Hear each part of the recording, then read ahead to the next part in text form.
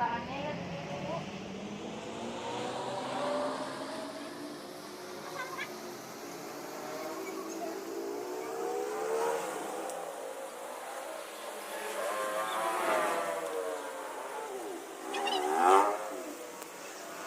Terima kasih kepada ibu-ibu kader yang telah menyempatkan datang ke acara sosialisasi ASI berhasil ASI eksklusif.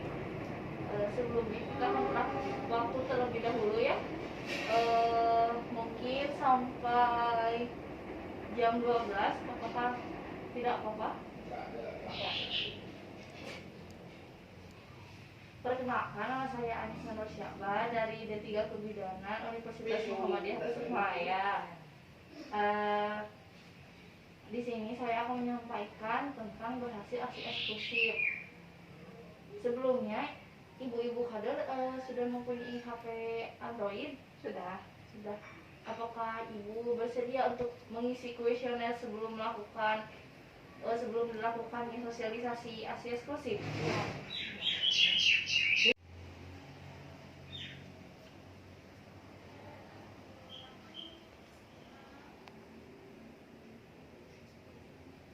Kuesionernya sudah diisi ya, ibu-ibu? Ya. Di sini dosen saya memiliki sebuah aplikasi di mana aplikasi tersebut dinamakan Golden 1000 atau 1000 hari masa keemasan gitu ya. Isinya aplikasi tersebut adalah mengedukasi ibu-ibu agar mendapatkan informasi lebih tentang menyusui. Jadi ibu-ibu bisa sosialisasikan lagi kepada ibu yang sudah bersalin. Apakah ibu bersedia untuk mendownloadnya? Baik, coba bu di-download dulu, dibuka dulu di Play Store ya ibu. Nama aplikasinya Golden 1000. Ini ibu aplikasinya, coba bu lihat. Oh iya betul, itu aplikasinya. Terus langsung registrasi? Iya, langsung registrasi saja. Sesuai petunjuk ya. Apakah Ibu Ratna sudah dapat mengaksesnya? Sudah.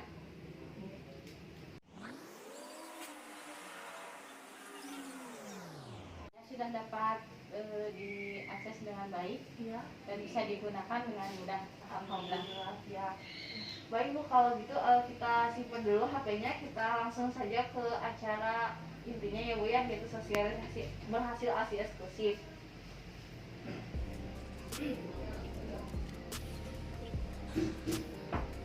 Ibu-ibu tahu nggak kenapa ASI begitu sempurna? Sebelumnya ibu sudah mempunyai anak? Sudah. Tapi diberikan ASI? Iya. Oh iya. Tapi ibu-ibu belum tahu apa sih sempurnanya ASI? Ya, gitu. Jadi ASI ini mengandung berbagai macam nutrisi seperti vitamin, mineral, zat besi, protein, dan zat antibodi yang semuanya dibutuhkan oleh bayi. Jadi ibu-ibu tidak perlu lagi membeli susu formula karena semua kandungan tersebut sudah ada di dalam air susu ibu sendiri. Gratis ya Bu, tinggal ibu rajin makan ataupun minum yang bergizi. Dan yang kedua, ibu-ibu harus tahu adanya kolostrum. Kolostrum itu adalah antibodi. Kolostrum itu terdiri dari zat-zat yang bermanfaat untuk melindungi bayi dari infeksi, kemudian dari alergi, kemudian kan ada sel darah putih juga untuk melindungi dari infeksi. Adapun dari kolostrum itu ada vitamin A yang baik untuk mata bayi. Dan yang terakhir adanya Montgomery glass, adalah bulatan. Ibu-ibu kan suka lihat ya kalau di payudara gitu ya, ada bulatan-bulatan kecil menonjol di area areola. Areola itu garis hitam di tengah-tengah yang mengelilingi puting itu disebutnya areola ya Bu. Karena kalau misalkan bayinya itu menyedotnya lebih kuat, menimbulkan ASI yang diproduksinya semakin banyak ya ibu. Dan yang kedua, bagaimana sih belajar menyusui agar berhasil ASI eksklusif? Kemudian apa saja sih persiapan yang harus ibu-ibu lakukan? Yang pertama adalah persiapan psikologis. Jadi tanamkan dalam hati ibu untuk siap menyusui bayinya agar ASI eksklusif. Dan yang kedua, ibu bisa membaca dari buku, artikel, internet, sosial media yang lain yang dapat diakses dengan kemajuan zaman sekarang ya ibu-ibu. Jika dirasa ibu masih perlu untuk menggali lagi informasi tentang ASI, ibu bisa menghubungi konselor menyusui untuk belajar ilmunya langsung ibu. Kemudian ibu juga bisa memulai merencanakan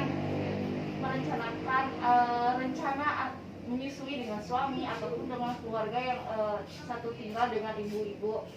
Kemudian bisa menyiapkan peralatannya, bra menyusui, kemudian pipet, bantal menyusui. Ibu-ibu udah tahu ya bantal menyusui. Kalau bra menyusui juga ibu-ibu pasti sudah tahu.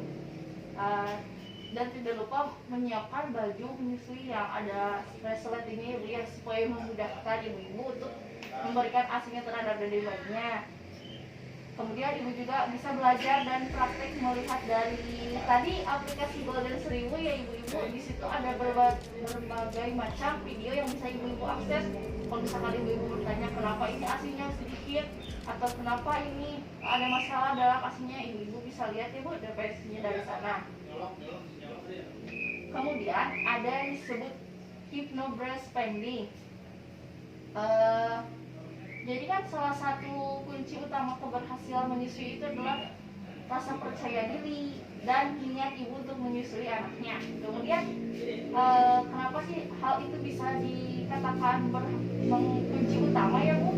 Karena dapat meningkatkan produksi hormon prolaktin dan oksitosin. Jadi jika ibu-ibu yang menyusui bahagia, terhindar dari stres, kemudian percaya diri, mempunyai niat yang baik bahwa dianya bisa menyusui untuk dede bayinya, maka hormon itu akan berlimpah ibu, tidak akan menghambat proses keluarnya ASI untuk dede bayinya.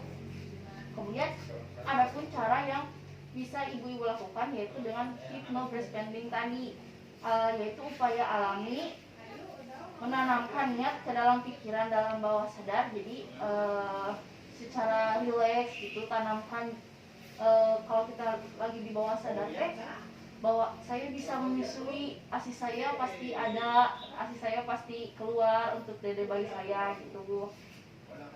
Kemudian dengan cara memasukkan kalimat-kalimat yang tadi saya sebutkan ataupun kalimat-kalimat yang menurut ibu-ibu itu membawa relax atau enjoy ya ibu-ibu. Kemudian ada yang disebut inisiasi menyusui dini. Apa sih inisiasi menyusui dini itu? Apakah ibu-ibu ada yang tahu? Belum tahu. Inisiasi menyusui dini adalah proses membiarkan bayi ada inisiasi menyusui dini atau IMD. Apakah ibu sudah mengetahui IMD tersebut? Belum. Jadi IMD itu sering ibu-ibu lakukan kalau misalkan ibu-ibu sudah proses persalinan. Lebih tepatnya yaitu proses membiarkan bayi dengan nalurinya sendiri dapat menyusui segera dalam waktu 1 jam setelah bersalin. Jadi misalkan ibu sudah melahirkan, diberi waktu nih 1 jam, biarkan bayinya itu mencari air susunya sendiri, bukannya mencari dengan cara berjalan ya bu ya, tapi disimpan di sini, lalu dia akan mencari putih karena dia juga pasti haus dan lapar ya ibu. Kemudian ada beberapa manfaat yang diperoleh jika dilakukan inisiasi menyusui dini. Yang pertama adalah manfaat bagi ibu. Sentuhan dan hisapan payudara ibu mendorong keluarnya oksitosin. Jadi menyebabkan kontraksi uterus itu semakin mengecil. Jadi kalau misalkan setelah persalinan kan uterus itu belum kembali ke bentuk semula. Kalau misalkan jadi bayinya terus menghisap payudaranya, maka lambat laun juga si rahim itu akan mengecil dengan sendirinya kembali ke bentuk semula sebelum hamil ya ibu-ibu. Kemudian menstimulasi hormon lain yang menyebabkan ibu juga merasa aman dan nyaman sehingga ASI dapat keluar dengan lancar.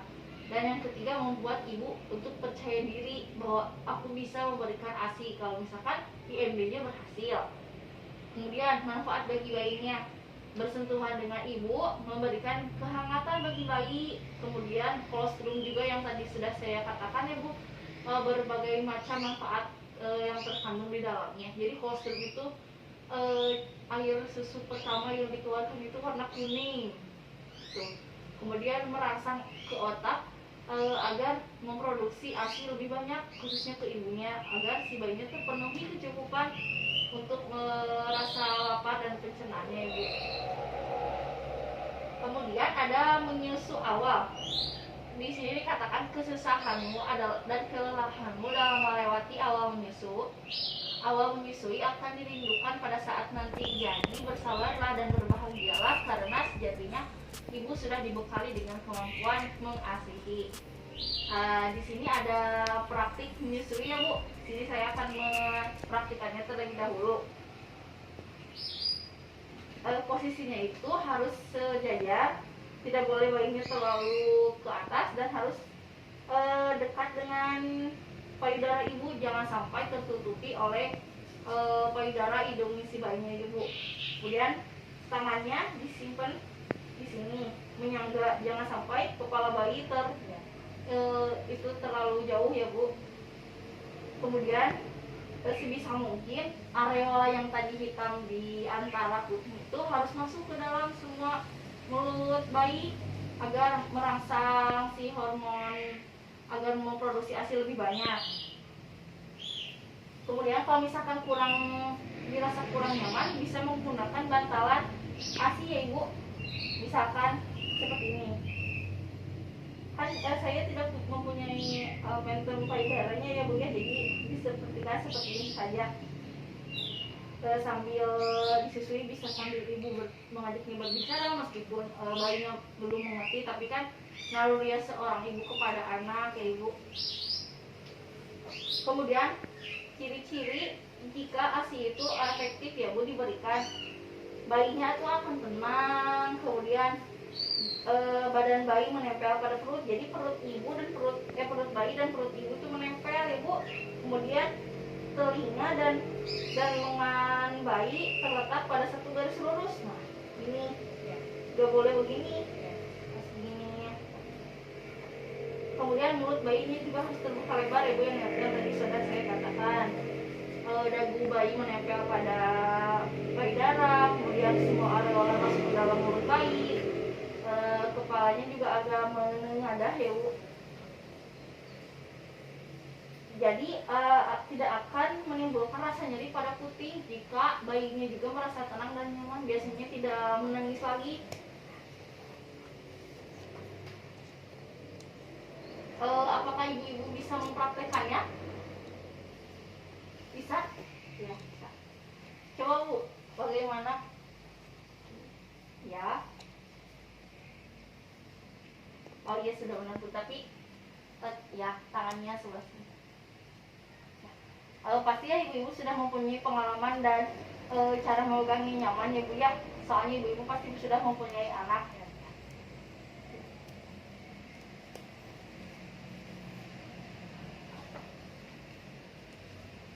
Di sini ada juga posisi-posisi menyusui bayi yang lainnya ya Bu ya, ada posisi memanjang, bisa begini, atau posisi menunjang, bimbingannya di sini Bu.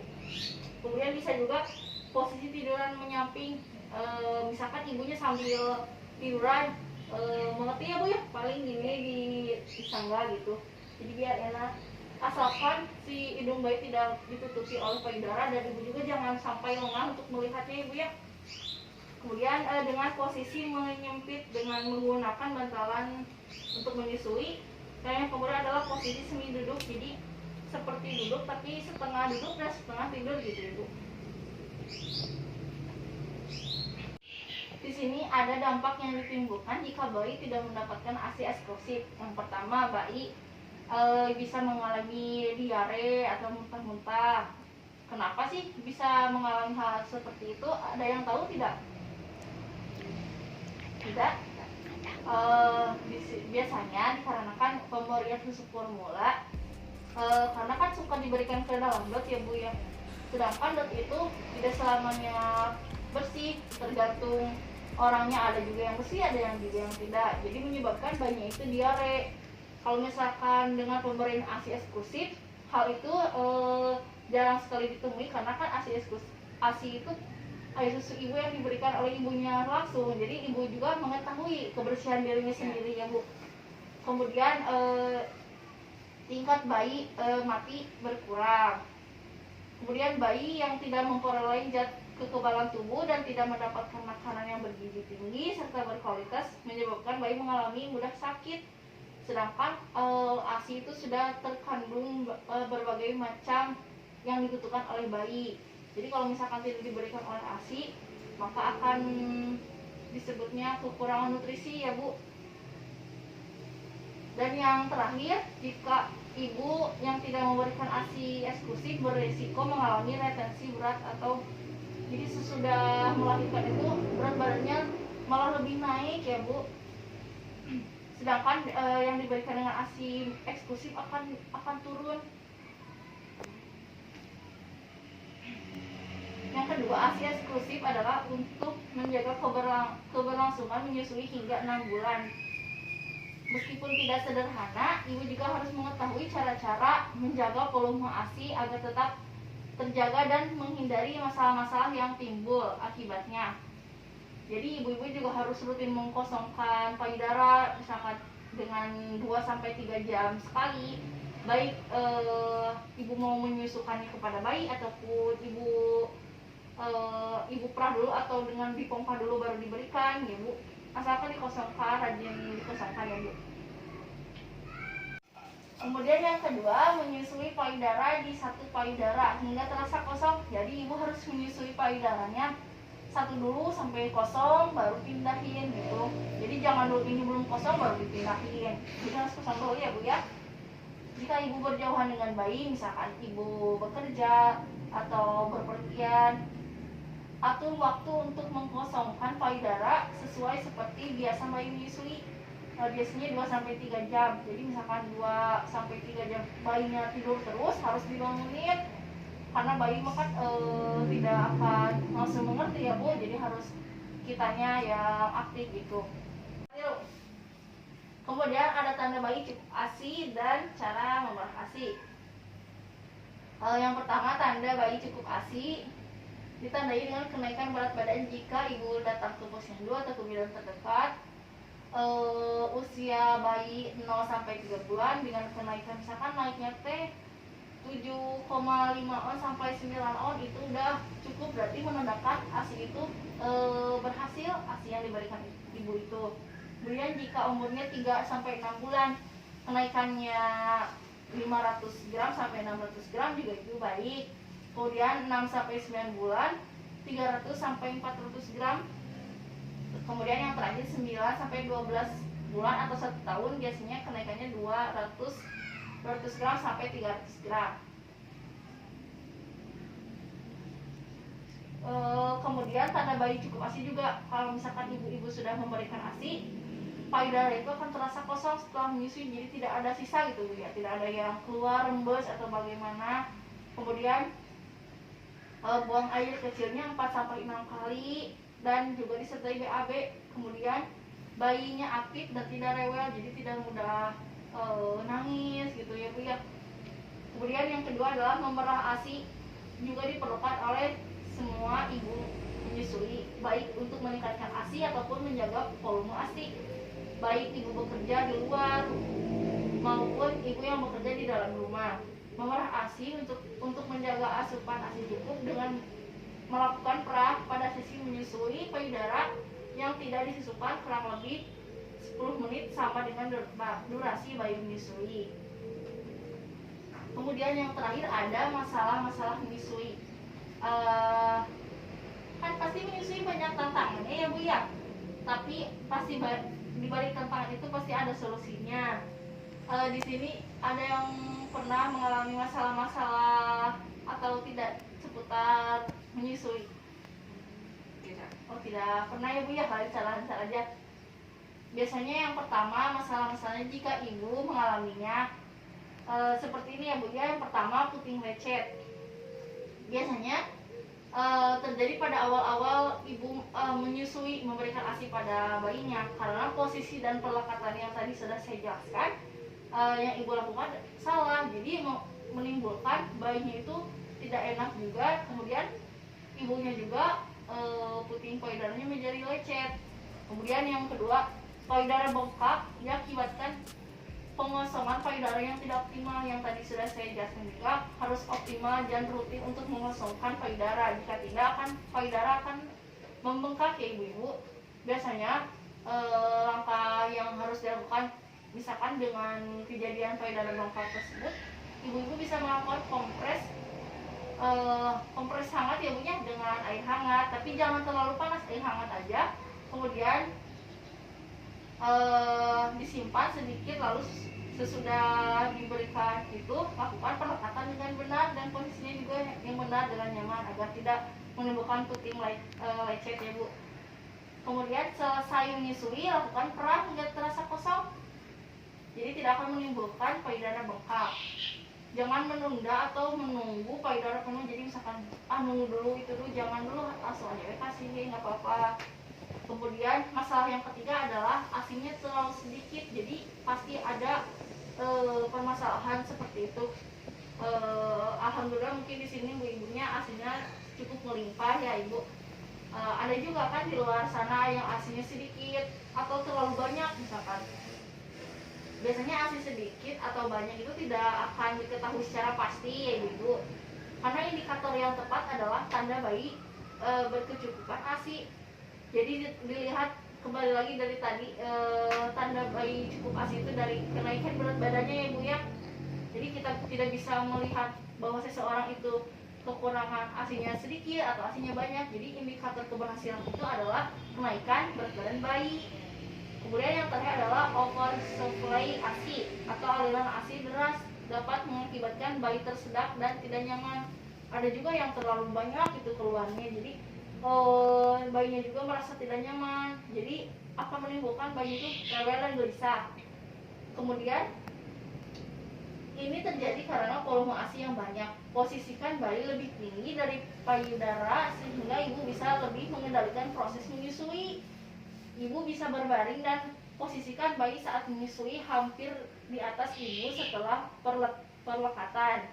Kemudian pakai teknik menggunting, yaitu jari telunjuk dan jari tengah untuk mengepit areola untuk membantu membatasi aliran ASI yang keluar. Jadi kalau misalkan air ASInya terlalu banyak akan menimbulkan tersedak ya Bu ya. Kalau misalkan bahasa orang dewasanya, pastikan bayi juga kalau kebanyakan pasti tersedak. Jadi dengan cara di jari tengah ibu dan jari telunjuk ibu dicipitkan di sekitar areola atau garis hitam yang melindungi puting itu. Sampai sini ada pertanyaan nggak ibu-ibu? Sudah cukup mengerti. Oh, mengerti. Apakah ibu-ibu nanti bisa mensosialisasikan lagi kepada misalkan keluarga terdekat atau kader-kader yang lain? Insya Allah. Percaya ya Bu ya. Mungkin dari pemaparan ini sudah selesai. Kan tadi saya sudah mengirimkan linknya ya Bu ya. Sekarang untuk pengisian pretest kembali ya Bu ya. Jadi mengukur sejauh mana sih pengetahuan yang ibu dapatkan setelah saya memaparkan materi. Gak apa-apa ibu-ibu? Apa? Coba Bu dicek dulu grupnya, tadi sudah dikirim.